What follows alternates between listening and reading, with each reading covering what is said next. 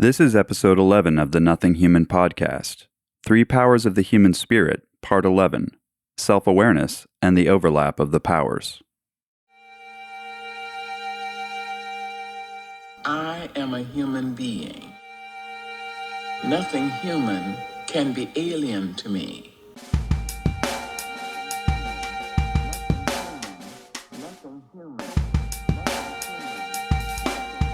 Welcome to the Nothing Human podcast, a biblically informed think space for exploring and articulating all the ways we make or break sense of human experience. I'm your host, Michael Minkoff. From my youngest days, I have been fascinated with categories of thought, those often unconscious filing mechanisms that invisibly populate our premises, direct our inquiries, and ordain our conclusions.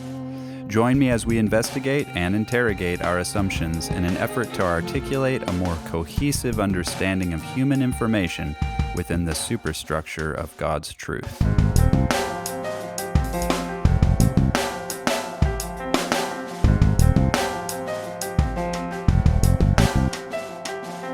Welcome back to the Nothing Human podcast. This is your host, Michael Minkoff. I had a pretty good time over the Christmas and New Year holiday, and it was a good break, and I had a lot of fun.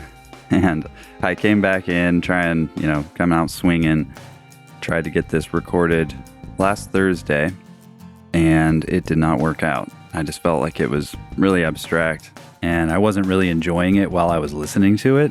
And I do try to follow the golden rule of podcasting that if I don't enjoy it myself, I'm not going to force you to listen to it. So I'm taking another stab at it today, try and make it a little less abstract, but it is a really complex set of principles and ideas that we're about to talk about. I have created a graphic that will help somewhat in understanding the way that these things work out, and I hope that that's helpful. You can also refer back to the Fruit of the Spirit mapping, which we will be talking about a little bit more today, and that is in episode 4. Mandatory plug here, I have a Patreon, and that is a monthly subscription service where you support me directly so that I can do this work and support my family. So anything you can do to help me there would be great. It's just $5 a month, $60 a year, and I will continue to try to produce great content for you and also give you some behind-the-scenes looks on my Patreon, as well as early access to articles and possibly next season early access to a lot of podcast episodes. If you have any comments or questions or anything like that, please feel free to engage on my website, michaelminkoff.com or nothinghumanpodcast.com. And you can go there, and on each of these particular episodes, if you have a question or comment, go ahead and send that over to me. I try to be good about responding to all the comments on my website. So if you comment or ask a question, I will get back to you as soon as I possibly can. Thank you all, and let's get into it. So I'm not really a huge fan of personality typing and personality tests. There are a lot of problems with them. One is that what you think of yourself or what you'd like to think of yourself is usually how you answer questions, and so it's not necessarily the best information. It usually helps to have someone who knows you coming by and saying, like, actually, no, that's not the case, even if you want it to be. And another thing is that once people do have even an accurate personality type, I feel like with a lot of personality types, there's a certain quality to it where you think this is immutable, meaning this will not change. This is who I am. And I don't believe personality is immutable. I think that personalities change and adapt to different circumstances and contexts. And I also think that there is a great need for growth, even in personality, so that you can alter and adapt and accommodate different circumstances better over time. And when you tell yourself you are one way, you might limit those possibilities. And we talked about this a little bit before with confirmation bias and self-fulfilling prophecy. And I think that personality types oftentimes become something like that. And one of the things I really do like about the Three Powers approach is it gives you some direction for growth and conflict resolution within yourself and even in your community. And it doesn't really box you in. It doesn't say this is what you always are going to be, or these are the relationships of your powers that will always hold. There is room for growth and room for change and room for understanding of other people as well that can be really helpful. And I do think personality typing can be helpful in those terms. And if you're using it in those terms, don't think I'm saying don't do that. But It has been one of the reasons why I'm a little hesitant to even create a personality type test for the three powers, even though I probably could and I might.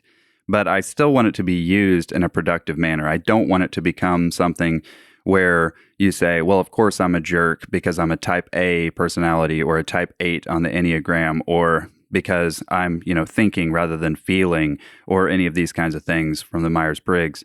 I really don't want that to be the thing that you use personality types to lock yourself into or to lock other people into. I think that there's a lot of growth potential and a lot of change potential that's there, even with the same personality type existing in different environments over time. And I want you to be open to that possibility. But that said, I think there is a need for self-awareness and accurate self-knowledge in order for you to grow. You kind of have to know where you are right now in order to get where you want to go, or to even understand why you're failing in certain ways in your particular environment or because of your particular duties or responsibilities. And so I'm going to try to give you some language today to help you in understanding a little bit more of yourself and get a little bit more of an accurate picture of who you actually are.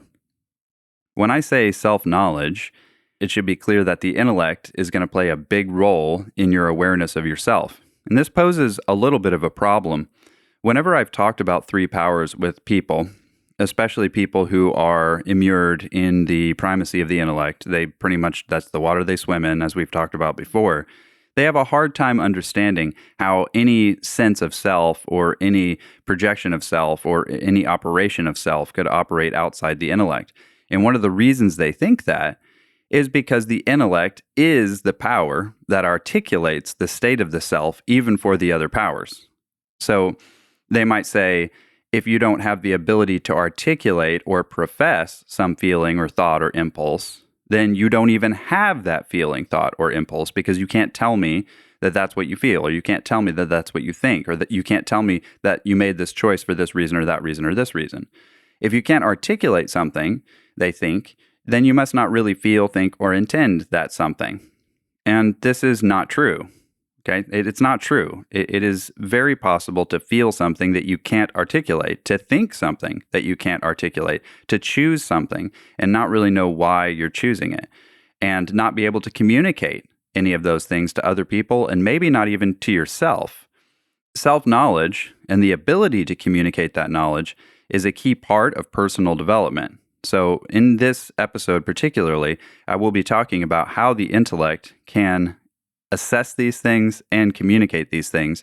And I'm going to try and give you the language to use to talk about that, because self-awareness is deeply connected to verbal processing, to the intellectual processing of words, because language is usually the clearest and most uniform way to communicate to others. And it's also the clearest and most uniform way to communicate even to yourself. I want to pause here, though, to talk about the fact that this intellectual communication, even with yourself, is a translation. You are translating affectional experiences or volitional experiences, choices, motivations, intentions into words in order to be able to communicate them with yourself and with other people. Some people do not, by the way, communicate in this way. Some people don't even communicate with themselves in this way. They maintain affectional or volitional information in pictures and stories, and they don't necessarily ever learn to communicate these particular issues in propositions. And those people oftentimes have great difficulty communicating what they're feeling or what they're willing or what they're intending to others.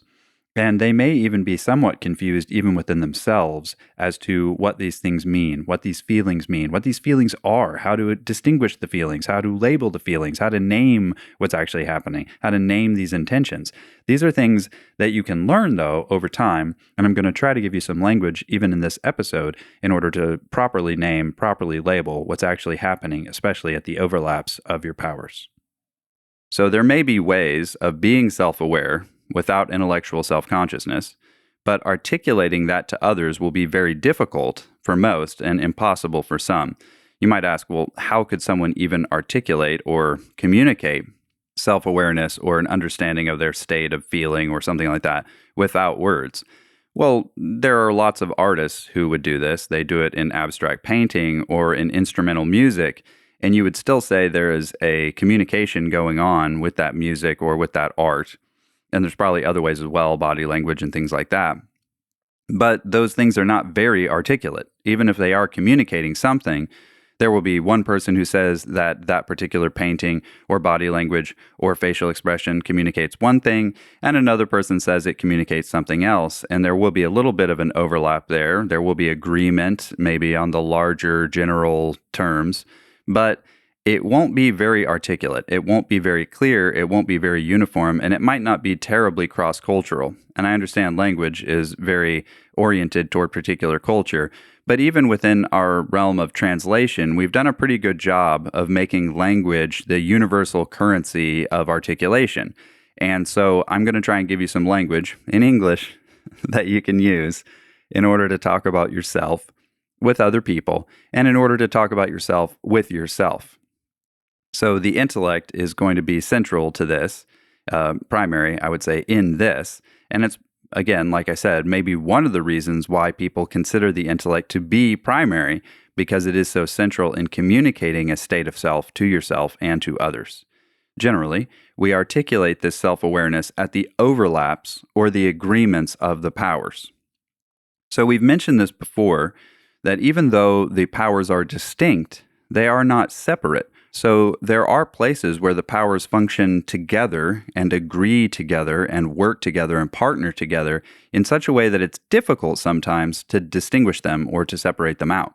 And a lot of people have a lot of difficulty with this. This is one of the major difficulties that most people have brought to me in talking about three powers, is they'll say, well, I did this, but I was doing it for this reason. And I'll say, well, actually, that's not the reason that it seems like you were doing it, because this is what your goal was, or this is what your function was in that particular state. And it can get really confusing for people. And so I want to talk about the overlaps of the powers, because I think most of the time people are functioning in the overlaps. There are people who attempt to function as pure wills or pure intellects or pure affections, and it is a disaster, always. There is a necessity for submission between the powers and a partnership between the powers and a mutual support and service between the powers. And whenever you're trying to say, okay, the will operate by itself on its own terms without any input from the other powers, you're going to have major issues, probably become a tyrant, probably become a bitter and horrible person who is fighting everybody around them and never really at peace, because you're not willing to take into account any of the other information, intellectual or affectional information, to make better choices, to operate in the will better. And the same happens oftentimes with quote-unquote pure intellects who become sociopathic, and also oftentimes are do-nothings because they have not integrated their will into becoming more functional people. They have not integrated their affections into empathy and understanding for other people's positions. And so their intellect oftentimes becomes sociopathic. And there are also people who try to operate as pure affectional people, oftentimes purely emotional people. And that also generally produces a great lack in discipline, self-discipline, self-mastery, and making the right choices, scheduling, budgeting. They oftentimes become totally trapped in fantasies and in paranoias and in anxieties that are not taking into account intellectual information or new thoughts that they haven't had before. And in fact, they can become afraid of thought and afraid of new information because it is painful and difficult to deal with. And that obviously also is not very good. So even though we do talk about the powers as distinct, I want you to understand that generally speaking, when you're viewing yourself, you're not able to view any of the powers on their own terms. You're almost always viewing them at least as an interaction between two powers. And depending on your power grouping, your power ordering, some of those overlaps are going to be more important to you than others.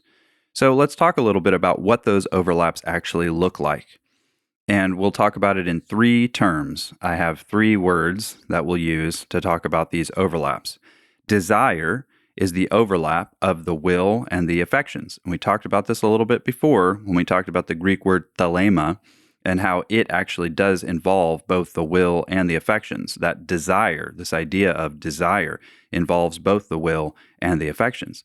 And we'll also talk about the word plan, which is the overlap between the will and the intellect. It has to do with a choice and a set of choices, a plan of action but it also has to do with the intellectual information of the law or of the rules that you draw from and that you understand. And it also has to do with a reading or understanding of experience and how things have worked out in the past.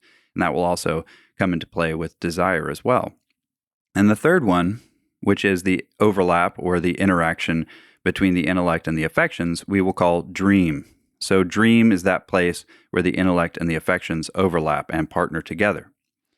So desire, plan, and dream. Desire is the overlap between the will and the affections. Plan is the overlap between the will and the intellect. And dream is the overlap between the intellect and the affections.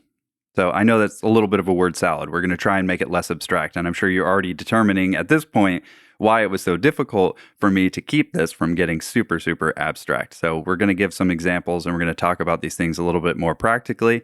But I just want to give you some language right now. So let's talk about each of these in their turn: desire, plan, and dream. So desire is the functional and goal overlap of the will and the affections. And desire is both a goal and a function. As you can see, it's used as a noun and a verb. We talk about a desire, meaning a noun, desire, that I have. And we also talk about desiring as a verb. I desire to do such and such. I will to do such and such, or I want to do such and such. So as the power of the will and affection overlap, you might consider it as ambition or drive. Ambition does involve the will and the affections. Drive involves the will and the affections. We normally locate it within the will, but it has to involve some degree of desire for good, meaning this is what I believe is good, and that is why I'm driving toward it. That's why I have an ambition for it. And so this normally does include both affectional and volitional power. Will and affections are often really tight partners in people. A lot of people have a very tight partnership between their will and the affections. Again, difficult enough to distinguish that a lot of people cannot distinguish it in themselves very easily.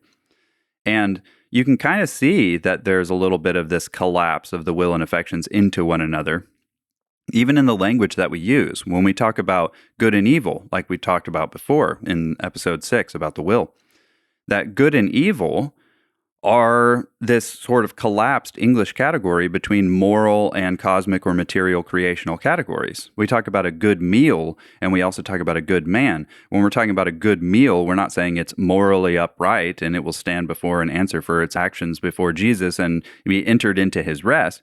We mean that it was tasty, that it tasted good, that it brought life, that it brought us pleasure. If we talk about a good man, we're usually talking about a morally upright man who does what is right. We can talk about a good woman in the same terms. Although, again, I would say there, because of the goodness, quote unquote, of woman in both moral and material categories, that has been collapsed a little bit. Again, you can see because the will and the affections are so tightly partnered, these ideas, these categories have been a little bit collapsed with most people, that good and evil have become both a moral and material category. I think they should be distinguished.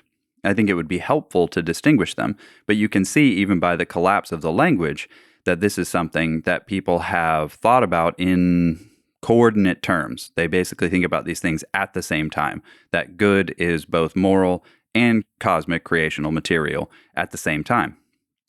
And in your own person, when you're talking about a desire, you can talk about it as being right because it's good, or you could also talk about it being good because it's right, meaning it will produce good or do good or lead to life because it is right, and that which is not right leads to death. And there are a lot of people who will talk about it in these terms. And this may not mean that they have a righteous standard based on God's moral law. It might be their own idea of what is right, which is drawn from their own self-image or their own particular goals. And that is going to wrap up and be all intertwined with what they believe to be good as well. And this happens very often. Again, will and affections are usually very tightly partnered, especially with people who are will, affection, intellect, or affection, will, intellect. You can see that they would have this primary and partner power be very tightly connected in this idea of desire. With each of these overlaps, I'm going to talk about the way that they relate to the fruit of the Spirit. Because if you remember our fruit of the Spirit mapping, we talked about how the three powers submit to and support each other in these secondary or auxiliary fruit or fruit facets. And based on the fruit of the Spirit, we can see that desire should be generous and peaceable. We can see that a deficiency of kindness in our desire, which we would call selfish ambition, that's what the scriptures call selfish ambition, and a deficiency of kindness in our desire or grace in our desire would involve a desire that lacks submission to ordered affection. And ordered affection would increase selfless empathy and generosity to the goal of the will-affection overlap, which is the desire. A deficiency of peace or stability in your desire, like anxiety or a passive compromise or wrath or anger, indicates a deficit in your ordered will, meaning if there is this anxiety or this passive compromise or this wrath in your desire that's being expressed in the accomplishment of your desire, it indicates that there is a deficit in the will's interaction in that desire. And the properly ordered will, meaning a will that actually has as its goal and function and standard some degree of location in God. So that's desire for now. Let's go on to the second overlap between the will and the intellect, which is plan. And plan is the functional and goal overlap of will and intellect. You can see that plan is, again, a noun and a verb. I plan something, but also I have a plan. Plan is will informed by intellect, and intellect informed by will. The will is informed by the intellect in a plan because the intellect will go and determine, here's the laws, here's the rules, here's the schedules. It has to get that information necessary in order for the plan to be well ordered, in order for the plan to be put together properly. And the intellect is also informed by the will, however, because past choices and the desire and capacity of the will needs to inform the plan that you're making so that you can actually have a successful plan that is fulfilled. And just like we talked about with desire having this sort of mixture, this collapse of categories, we also have a similar collapse of categories with plan. And one of the reasons for this is that will-intellect combinations are also very, very common. This is one of the more common primary partner-power relationships. So I would say that desire is the primary overlap relationship with people of will and affections. And the secondary one would be will and intellect. That is also very, very common, but maybe slightly less common in the human population over against desire being the center of that overlap. So will intellect or intellect will are very common, especially among men, actually.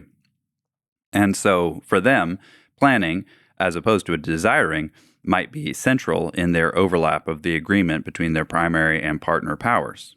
And plan also, just like desire has this collapsed categories of good and evil or good and bad, the plan also has a collapsed category of right and wrong.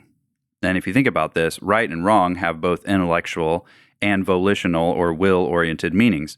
In the intellect, you can say that an answer is right or wrong, meaning it accords with the facts or it is in contradiction to the fact. And we say that's a right answer or wrong answer.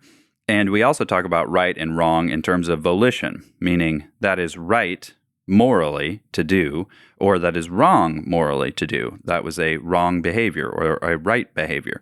And so you have this same kind of collapse of this category of right and wrong, just like we saw with desire, with the category collapse of good and evil. I hope that makes sense. So let me give you a couple of examples about how this might function. You might have a will-affection person, so a desire-oriented person, who has a really hard time determining that a particular political or legal action is right because of the fact that it might hurt other people. And so because they have this sense of, well, that couldn't be right because it feels so bad, they think that that particular political thing must be wrong. Or they might have the opposite feeling, where something feels so good to them or something seems so harmless to them that they couldn't see how it could be wrong, how could it be bad when it feels so good. And I would say that this is pretty common with a lot of people, where they have a hard time determining that the desire that they have may not be right because the desire they have seems so good.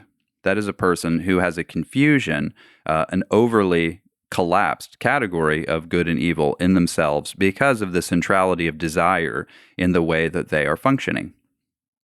And a person who is a planner not a desirer as much, but centrally a planner, meaning will and intellect are first, is going to have a similar issue of collapsing right and wrong, that they will tend to think if something is intellectually correct, then it is necessarily right or morally right.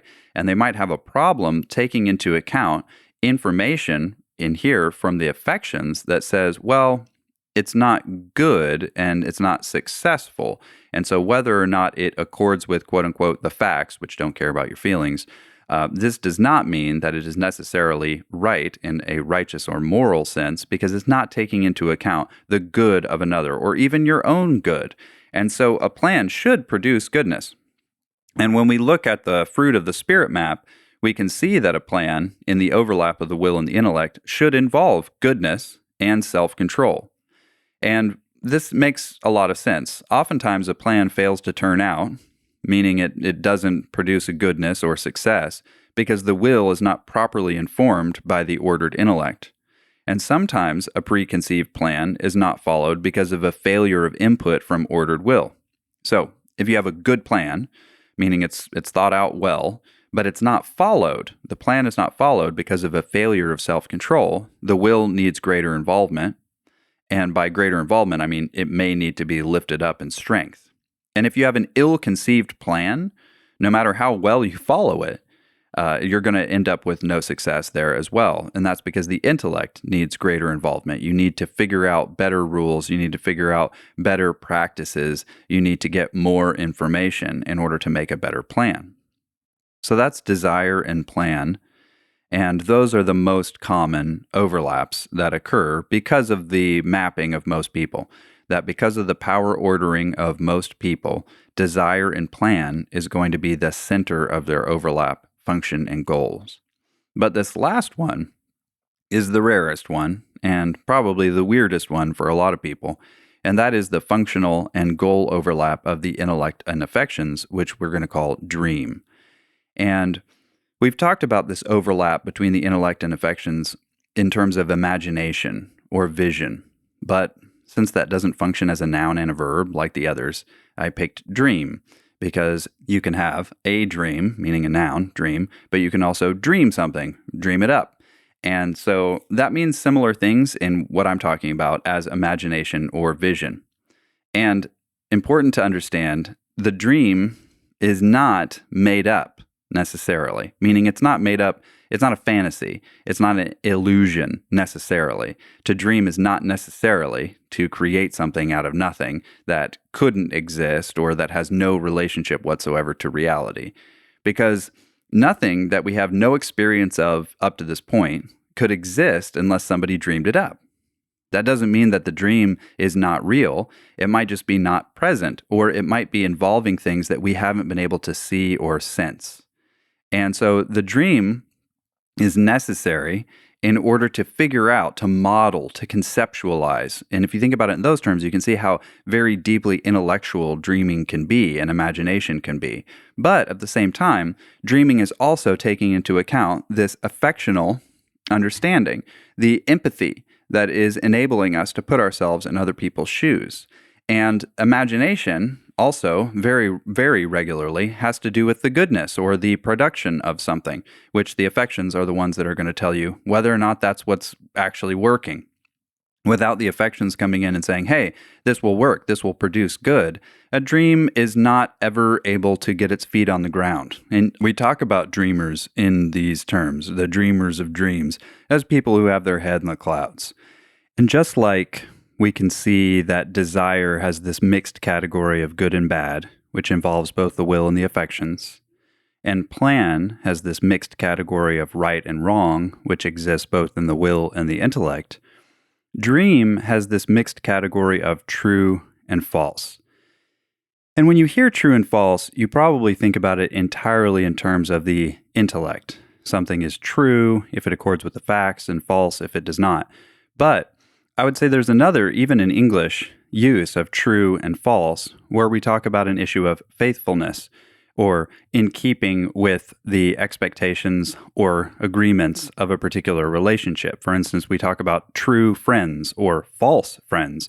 Gollum talks about you're false, and if you think about it in those terms, you can see that true or false also includes this affectional content. And so true or false is also a mixed category. And it's more mixed than most people in Western societies are willing to concede, because most people in Western societies are much more intellectually oriented, even in the way they use these words. But I would say, scripturally speaking, especially when you consider the fact that truth in the scriptures is connected very clearly to faithfulness, or what is believable or trustworthy. And so if you say that someone is unfaithful, we talk about spouses being unfaithful, friends being unfaithful, and that clearly doesn't just mean that they are speaking or acting in non-accordance with the facts. It means there's a certain expectation based on their agreements or their promises that we expect good from them, and they haven't fulfilled that good. So when you talk about a hope, this is the same idea. I have a hope for a future good or an unseen good. If that unseen or future good turns out not to happen or not to come to pass, I would say that my hope is baseless and that the promise was not faithful. It didn't follow through. And that obviously is both a intellectual and affectional reality. And it's odd because we don't usually talk about these things in these terms, but you could also talk about a faithful hypothesis. A hypothesis that I have that is a purely intellectual hypothesis is only true versus false if it turns out to accord with future possibilities or future realities, meaning I have a certain expectation that I'm hoping is fulfilled in the future when more evidence is compiled. The hypothesis is a certain intellectual hope that I'm hoping to be confirmed in the future. That's not all that much different than an affectional hope, an expectation of good in the future that will be fulfilled. So in both of these cases, you can see that this vision into the unseen and into the future, the imagination dreaming that is required for that, has both an intellectual and an affectional quality. So even though when you hear the words true and false, you're almost certainly going to be thinking in terms of intellectual content, you need to start thinking about it at least somewhat in terms of affectional content and in terms of faithfulness versus unfaithfulness, an expectation that is met versus an expectation that is not met, and that is both an intellectual and affectional reality. If we look at the fruit of the Spirit map, we can see that a dream should involve meekness and joy. And these may seem very strange to you in connection to a dream or the imagination, but they make a lot of sense. Again, if there's no humility in the intellect produced by well-ordered affections, then a dream becomes vain. A dream becomes empty. It becomes the head in the clouds, like we talked about before. And that is a certain kind of pride or arrogance that the intellect can have when it cuts itself off from service to other people. And the affections are necessary for making intellect serviceable to the needs of other people and the needs of life. And on the other hand, without joy or contentment, we talk about it in contentment, it makes a little more sense here. If you don't have contentment in the affections provided by a well-ordered intellect, a dream can become anxious, idolatrous, or overly speculative as well. So in both cases, the dream can become useless and the dream can become dangerous if it's not properly bringing in both the intellect and the affections as equal partners in this work. I know that's probably weird information, especially in terms of dream, but because of the power ordering that occurs with most people have a central overlap, which is the partnership between their primary and partner powers. And you can almost categorize them in these three terms as those who have drive or ambition or desire as their central overlap, those who have planning and structures of those kinds as their central overlap, and those who have dreaming as the central overlap because of their intellect affections connection. And it could be that you have affections first, intellect second, and you still be a dreamer, but your dreaming will obviously be different if intellect is first, if intellect is ruling. So in every one of these overlaps, we can talk about which of the powers actually has priority or primacy, and an intellectual dreamer is going to be more like an inventor. An affectional dreamer is going to be more like an artist. And in both of these cases, they are dreaming things up. But what they're dreaming has a slightly different direction or a slightly different emphasis because of the primary power that is ruling or deriving the whole endeavor. But in both cases, we would call it a dream. In the same way, a planner can be very oriented toward the intellect, toward figuring out the laws, the rules, the regulations, and also assessing what has happened and what has occurred and what could occur. You talk about counsel, right? When you're talking about counsel, that is a plan that is very intellectually oriented.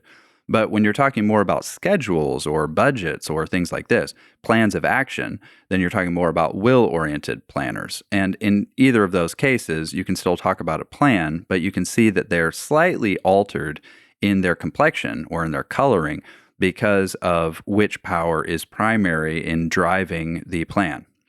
And then with desire, you can see the same thing, and maybe even more obviously, right? So when we talk about desire driven by the will, we usually do talk about drive, ambition, things like this, accomplishing particular purposes, as opposed to trying to get particular goods or accomplish particular goods. One way or the other, these overlaps do occur, and it is oftentimes hard in yourself to understand what exactly is happening between the powers in these overlaps. And one of the reasons it's so hard to understand this is because there are certain static, unchanging standards that connect to desire, plan, and dream that we almost take for granted as involuntary realities. So if the goals and functions of the overlaps can be seen as desire, plan, and dream, then the static standards of these overlaps would be habit, conviction, and taste. And if you think about habits, convictions, and tastes, they seem like things that you wouldn't be able to change. They seem like things that are already in place. And habits, convictions, and taste are these standards that we use in order to inform and also shape our desires, our plans, and our dreams. So let me show you how that kind of works. So a habit is my current or past standard of desire. So it's the current state of what I have or do desire. And it's in the mixed categories of good and bad, like we talked about before. And conviction is my current and past standard of my plan or my counsel. It's the current state of what I have believed in this mixed category of right and wrong. And then taste is my current or past standard of my dream or my imagination. It is what I have liked. It is what has met my expectation or what has fulfilled my hopes in that mixed category of true or false. You can see that habits, convictions, and tastes, though, are almost the calcified standards or realities of our desire, plan, and dream, and so they're harder to touch. And it's important to understand them in these terms so that you actually can alter them or change them over time, sometimes even without new experience. And this is why that last episode on superiority and submission is so important, is you actually can alter habits, convictions, and tastes if in fact you understand that they need to be subject to some extent to the information or to the interrogation of the other powers, usually that power that's not involved in the overlap. So for instance, if habits are involved in the overlap of the will and the affections, then changing the habits is almost certainly going to require a submission to the intellect. Think about what that means. So for instance, you might say, okay, if I have a bad habit, now how do I know it's bad? Well, it's not produced what I have desired. It has not accomplished what I have desired. And this has occurred to me because of experiences that I've had that show that this habit is a bad habit. It's not accomplishing the goal of my desire. I'm almost certainly going to have to make a plan. And that means that I'm going to have to integrate the intellect into this process, either through a plan or a dream. Right? So you can see that the dream is a way in which the intellect would encourage the affections so that it can alter the desires. Or a plan is a way that the intellect can influence the will so that it can alter the desire and therefore alter the habit over time. So in either way, I'm talking about the intellect's integration into this process of desire in order to alter my habits over time. And you can see that you would judge your habits on the basis of this mixed category of good and bad. There are habits that you say are bad because they are vices, because they don't fit with your moral standard that you might have. But there are also habits that you would say are bad because they don't meet your affectional standards, meaning they don't produce pleasure or life over time. You might say smoking might fit into this category. You might not think smoking cigarettes is wrong, as in morally bad, but you might say it is still bad for your health, and therefore I would like to stop doing this. And the current state of your desire concerning that has become almost involuntary, which is what a habit really is. It's something you don't really think about anymore. Again, we would say the intellect has to come into this in order to make the habit more self-conscious and more intentional. And a conviction would work the same way. If I have a current conviction and it needs to be altered, well, that means that I probably need to take into account some affectional information. The affection needs to come in and operate according to the will, where you say, okay, my conviction may not be right because my desire may not be right. Or you could look at it and say, well, my conviction may not be right because, on the other hand, my dream is not right, if the affections come in and start operating along with the intellect. I hope this makes sense. The value of a conviction is considered in similar terms in this mixed category of right and wrong. There is a rightness that is moral. There is a rightness that is intellectual. So if I say, oh, I've been convicted that this is a sin or that this is morally reprehensible, morally wrong, that would be a conviction that occurs in the will. But I can also talk about a conviction meaning a belief that I have or an idea that I have about the world. And in both cases, I'm going to determine the value of that conviction on the basis of the success or failure of my plans. And plans that have become almost calcified are these things, convictions, meaning not just this is what I will do, but this is what I should do. This is what I must do. Those are convictions. And they have become more fixed. And again, success or failure. You're going to determine, is my conviction valuable on the basis of success or failure in this mixed category of right and wrong? The taste is the same way. And again, a lot of people talk about how do I develop taste? How do I change my taste? All of these are going to require experiences, new choices leading to new environments, leading to new circumstances so that I can get that information that I need, the evidences that I need in order to determine habits, convictions, and tastes, whether they're actually functioning the way I want them to function. And in the realm of taste, which has to do with this overlap between the affections and the intellect, it's very likely that my taste is only going to be shaped when it submits itself to a new set of choices, which is one of the reasons why your taste will never change until you choose something different. In order to like something, oftentimes it has to be acquired as a taste. And how do you develop a new taste? Well, you have to try something. You might hear your mom tell you, try it. You might like it. And that's the only way you're ever going to like it. If you never try it, you'll never like it, and your taste will remain whatever it has been. And how do you determine whether or not your taste is bad? Well, you would consider it bad as to whether or not it tends toward truth or falsehood. And again, we mean this in both terms as a mixed category, faithfulness or unfaithfulness, keeping with what your goals are in terms of the good, or keeping with what your goals are in terms of the true. And there's a mixture there. And how do we determine whether or not that taste is actually quote unquote good or true taste? By the experience we have from the taste that brings us either an excess of life and is in keeping with our idea of reality, or that which decreases our life or degrades our life and might even produce in us a sense of fantasy, if we're talking about it in intellectual terms. Fantasy is this idea of escaping from reality as it actually is. Taste should be helping us to understand reality as it actually is and pursue things that produce greater life and that are in keeping with the life that we actually desire, the life that we actually imagine or envision. And so if it doesn't fit with that vision of the good life, we would say, my taste is bad. So if I'm going to make any change to my habits, convictions, or tastes, I need to take into account this third power that is probably not involved in the overlap that produced those habits, convictions, and taste. And that will be helpful to me if I want to grow into the future.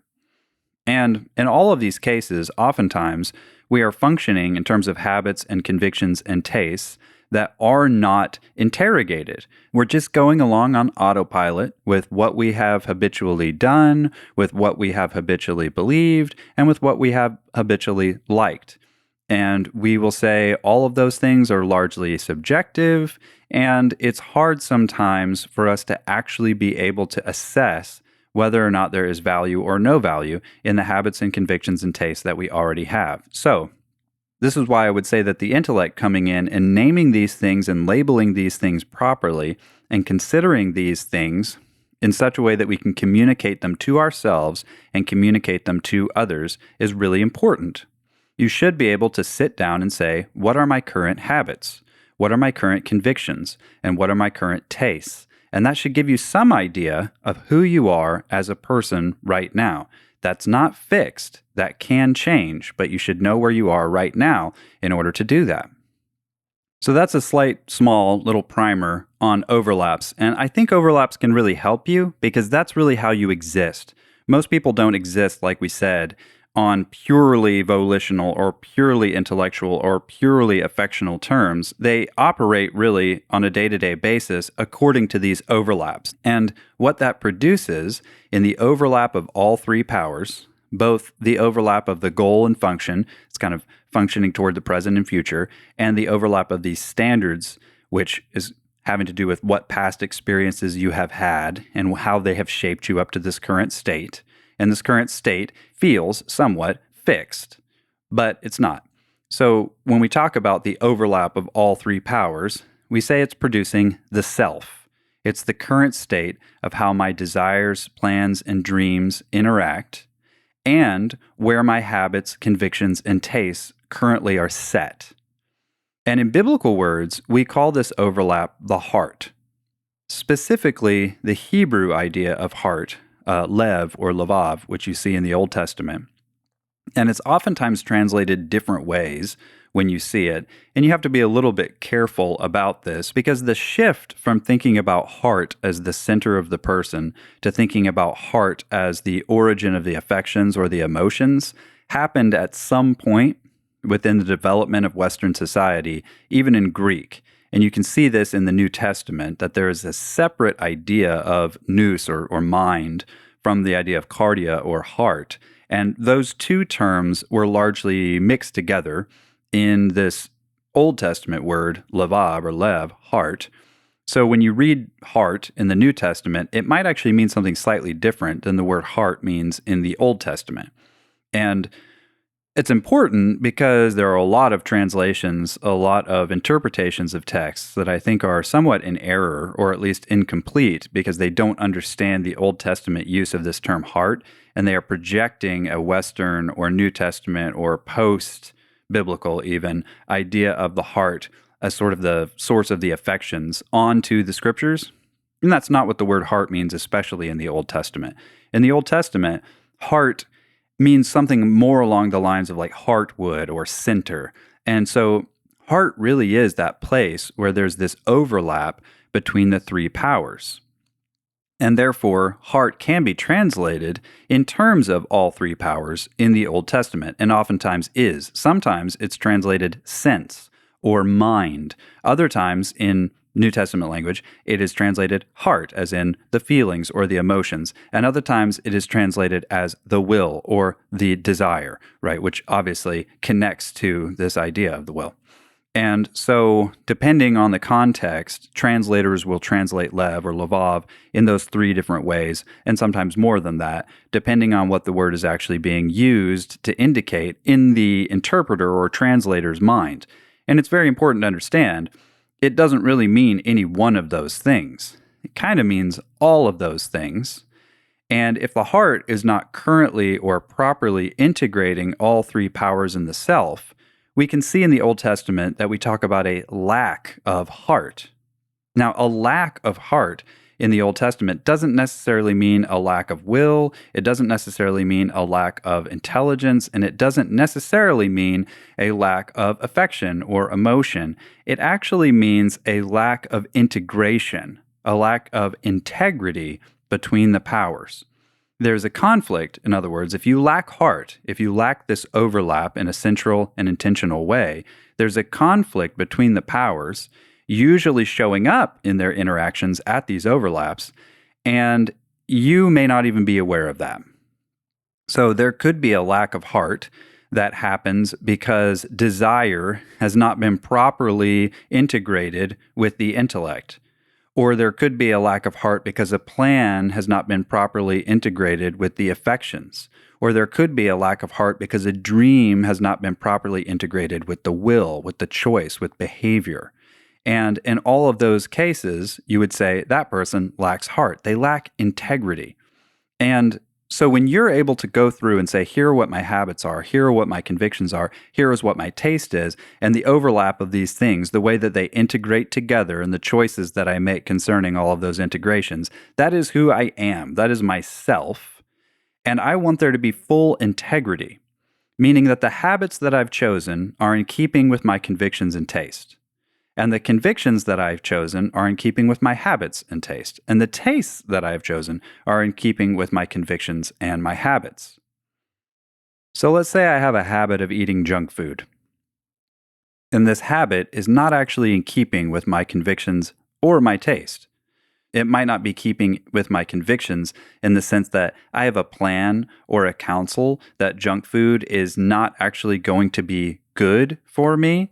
And it is also not going to accomplish the purposes that I want to accomplish. Maybe I want to be in better shape. I want to be able to walk up the stairs without heaving.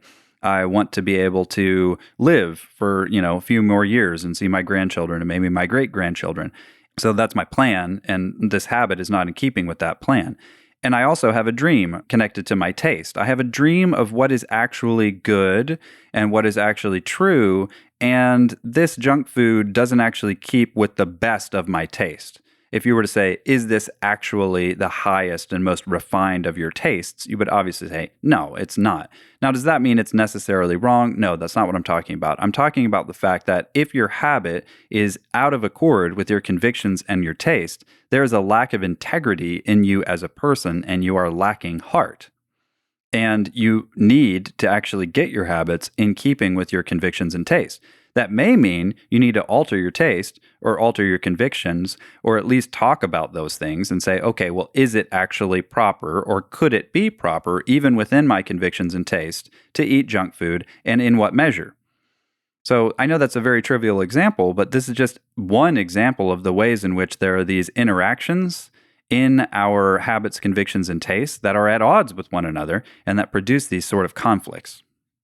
And if I am going to be a person who has a strong heart, a strong overlap, a strong center, an integrated center, I need to get my habits, my convictions, and my taste on the same page. They should not be in conflict with one another, because that indicates that my desire, my plan, and my dream are at odds with one another, and they need to be integrated. I need to figure out a way to integrate them. I need to find out where there is that contradiction and use my talking to myself and the counsel and input of others in order to develop habits and convictions and tastes that are actually fitting with the purposes and goals that I actually say that I have. And if I can do that, I will become a more whole person. And I want to say that conflict resolution can begin from within or without. And by conflict resolution, I mean conflict resolution of your own powers within yourself. And this can begin from within or without. We talked before about the fact that people who tend to abuse their subject power tend to abuse other people who have that same subject power as their primary power. So for instance, if I abuse my affections, I'm probably going to abuse affectional people. I'm actually going to train myself how to abuse affectional people by first abusing my own affections. And I'm going to use those habits, and it will turn out that I will probably involuntarily abuse other people in that way that I have learned habitually to abuse myself. So if I want to learn not to abuse them, and I want to learn not to abuse myself in these ways, how do I go about that? Well, it can happen externally or internally. And that will depend to some extent on whether your internal or external standard in terms of your disposition. If you don't understand the idea of internal and external standard, I am planning on doing a follow-up episode where I talk more about those things. But in the meantime, let's just talk about this particular issue of conflict resolution. If you have a problem honoring or valuing a power that may be your subject power. So for me, that is the power of the will. That is my subject power. And in the past, I have very much disregarded and dismissed the value of honor or will-driven people, including my father. I mentioned that in another episode. But I used to say horrible things to him, like foolish consistency is the hobgoblin of little minds. You can see there how I am valuing my capacity for the dream and for the openness and conceptual modeling of the dream, and for the fact that it's not necessarily consistent but flexible and able to operate and accommodate and adapt, whereas the will seems to be less able to adapt and seems to be stuck in these ruts of habit.